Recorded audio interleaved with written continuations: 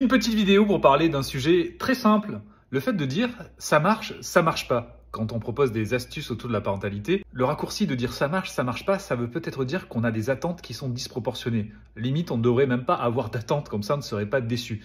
Et en plus, il ne s'agit pas d'un système binaire. Évidemment, on est dans les sciences humaines. Forcément qu'une astuce ne va pas fonctionner comme on active un interrupteur. Il va falloir du temps. Il va falloir de la répétition, il va falloir de la patience, et il va falloir peut-être ajuster, bien entendu, chaque proposition de méthode à votre enfant et à vous-même, selon votre personnalité et votre historique. Il en est de même lorsqu'on décide de changer de mode éducatif, lorsqu'on passe d'un mode éducatif traditionnel, sévère, vers un mode éducatif collaboratif, bienveillant. L'enfant a besoin d'un temps d'adaptation par rapport à cela, et le parent aussi d'ailleurs. Par exemple, si l'enfant a été habitué à être puni, à être menacé, au lieu d'avoir une écoute de ses émotions, dans les premiers temps, il va être craintif, dubitatif, et on va devoir reprendre encore cette attitude empathique et d'écoute pour que l'enfant, petit à petit, se dise « ça y est, je suis en confiance, je vais pouvoir confier mes émotions, je vais pouvoir être réconforté et mieux collaborer avec mon parent sans un conditionnement basé notamment sur des violences qu'on peut appliquer parfois même sans le savoir. » Donc moralité, ça marche pas. Ben en fait, la parentalité,